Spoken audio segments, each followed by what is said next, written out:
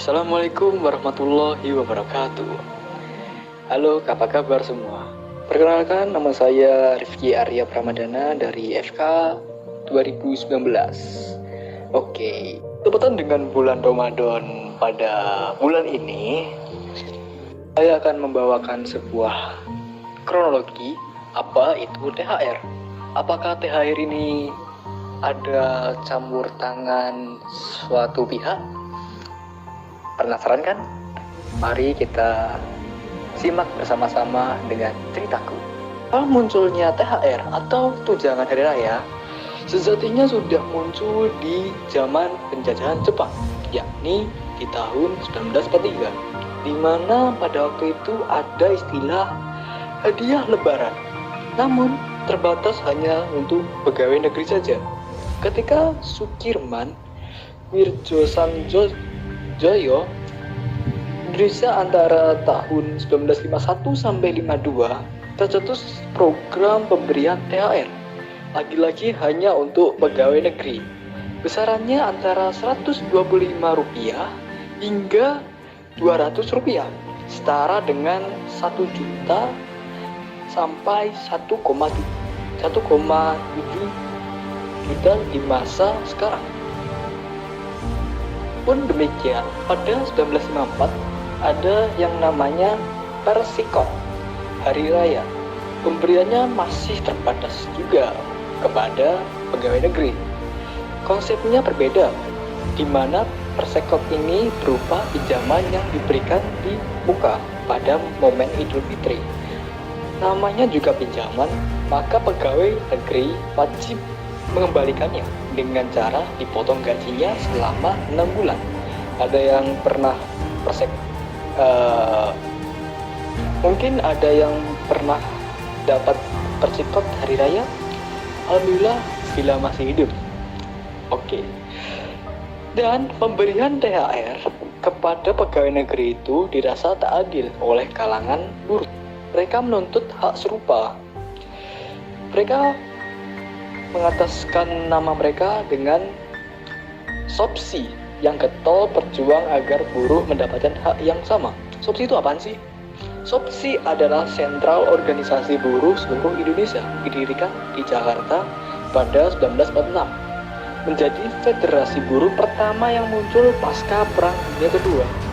Sejak berdiri SOPSI berperan aktif dalam revolusi kemerdekaan Indonesia. SOPSI pada masanya menjadi serikat buruh terbesar di Indonesia, sekaligus dikenal sebagai organisasi sayap PKI. Sampai tua. Perjuangan PKI, SOPSI membuat hasil di mana pemerintahan menerbitkan surat edaran terkait hadiah lebaran berlaku sejak 1955. Buruh mendapatkan THR dengan besaran 1/12 dari upah yang diterima antara lebaran sebelumnya. Dengan lebaran yang akan datang, nilai minimalnya Rp50 dan maksimalnya Rp300. Seberapa besar uang itu di masanya? Coba tanya kakek nenek kalian.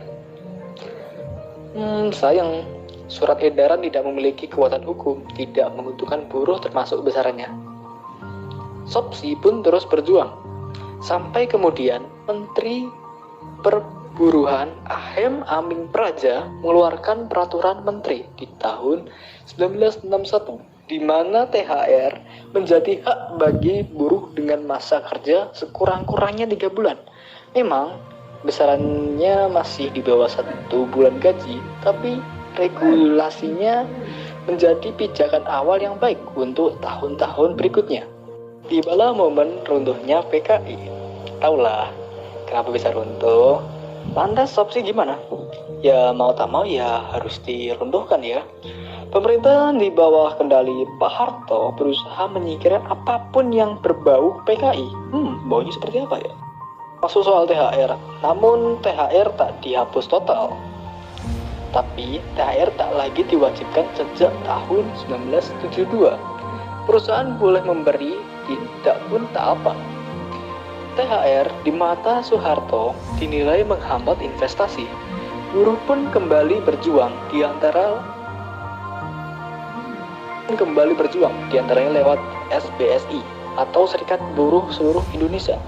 Yang paling fenomenal adalah ketika SBSI menggelar aksi unjuk rasa, aksi mogok di sejumlah kota pada April 1998 di Medan.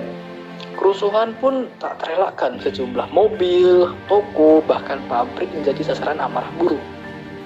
Sejumlah buruh ditangkap termasuk Muchtar Pak Pahan yang dituding menjadi dalang aksi demonstrasi. Muchtar sempat divonis 4 tahun penjara, tapi kemudian pada kasasi dia dinyatakan bebas. Muchtar di kemudian hari dikenal dengan guru besar UKI. Perjuangan SBSI membuahkan hasil, sebab pemerintah akhirnya menerbitkan aturan di mana THR kembali menjadi hak buruh sampai sekarang. Sekian, bila ada salahnya mohon maaf. Wassalamualaikum warahmatullahi wabarakatuh.